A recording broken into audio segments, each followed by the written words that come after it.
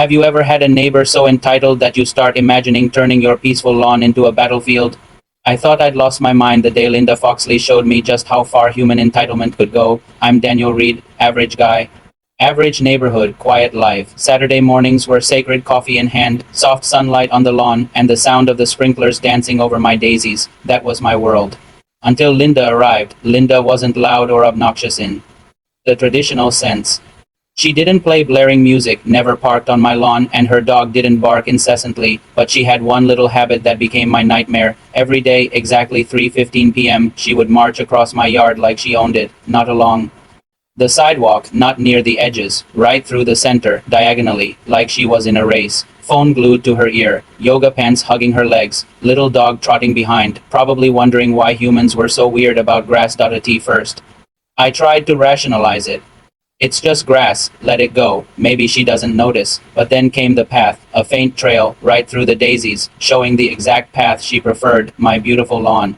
Crushed under her obsession with saving a few seconds. One day, I grabbed a stopwatch, stood behind my curtains like some paranoid spy and timed her march. The result? 4 seconds saved, 4 seconds, at the cost of my sanity and half of my spring flowers. I tried politeness first. I caught her mid-step one afternoon, heart racing, palms sweaty, trying to sound calm but firm. Hey Linda, mind using the sidewalk?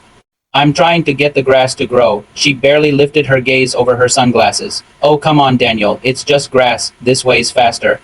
And she continued, mobile glued to her ear, dog trotting happily, leaving me in the dust literally. The next day, I decided to escalate. I bought a cheerful little sign, a bright yellow board with a cartoon frog that waved and said, please keep off the grass.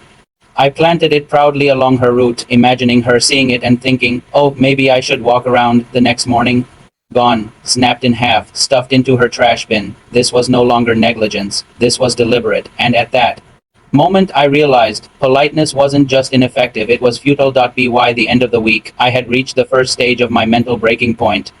The flowers were flattened, the grass browned in diagonal stripes, and I found myself pacing behind the curtains, calculating exactly how to defend what was mine. It was time to stop imagining and start planning. So if polite requests and friendly signs didn't work, I figured I'd try a fence, not a fortress, just a decorative 1-foot border around the path she adored so much. The next day, 3:15 sharp, she arrived.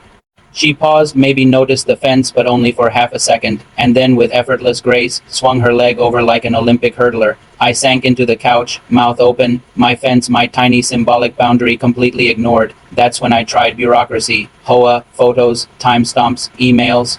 Detailed, polite, professional, their response. We encourage friendly dialogue between neighbors. Good luck, buddy, you're on your own. Weeks passed. My once perfect lawn became a worn path. My anxiety grew with every stomped daisy and crushed tulip. My friend Greg, sensing my desperation, offered advice. Man, just get a big dog.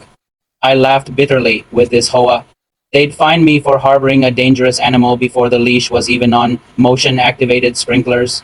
Tried that, result, water waste violation. I was out of peaceful options. Then, one sleepless night at 2:03 a.m., while doom scrolling YouTube, I saw it, a holy festival video, bright pinks, electric blues, radiant yellows, harmless powders flying everywhere, impossible to ignore, unforgettable, and suddenly my plan crystallized. What if my lawn could fight back? I ordered 6 pressure-triggered powder puffers, non-toxic, biodegradable, cornstarch-filled, safe but humiliatingly effective. Rick, my landscaper, came by the next morning. I told him we were aerating the soil. In reality, we were setting rainbow landmines along Linda's cherished shortcut. Every puffer loaded, every puffer hidden. Target, 3:15 p.m. sharp. I spent the day pacing, imagining the chaos. My heart raced. Could this actually work? Or would I just end up with fines, angry HOA letters, and a ruined reputation? Either way, I was ready to finally reclaim my lawn. The day of reckoning arrived. I sat behind the blinds, coffee trembling in my hand, heart hammering like a drum. Then she appeared, visor on, phone in hand, dog at her side, oblivious, entitled, doomed. Step 1. Hot pink powder exploded in her path. Step 2. Whoosh. Electric blue puff enveloped her legs. Step 3. Neon green splashed across her yoga pants. She froze. Coughing, flailing, dog barking. By the 4th puff, she looked like a tropical bird that had exploded into color. Then she saw me, my eyes peeking from behind the blinds. I may have laughed a little. 2 minutes later, bang, bang, bang, on my Front door, I opened it. She was standing there, rainbow smoke trailing behind her like a parade float. Daniel Reed. Your lawn attacked me. She shrieked. I blinked innocently. Linda. Did you fight a rainbow?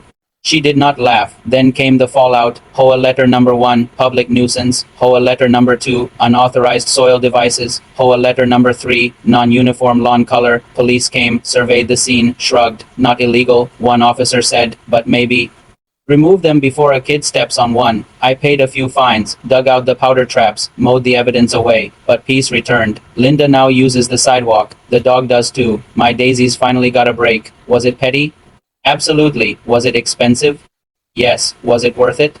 Every single neon-colored penny. Sometimes the only language entitlement understands is humiliation served with style, not shouting, not fighting, just a well-timed splash of 6 colors, and sometimes that's all it takes to win. If you enjoyed watching my Rainbow Revenge saga, don't forget to smash that like button. It really helps me keep sharing these wild stories, and make sure to subscribe if you haven't already, so you don't miss my next crazy story time. I've got plenty more adventures, misadventures, and neighborly chaos coming your way. Also, check out the other videos on my channel. You never know which story might inspire your own petty genius next. Thanks for watching, and I'll see you in the next one.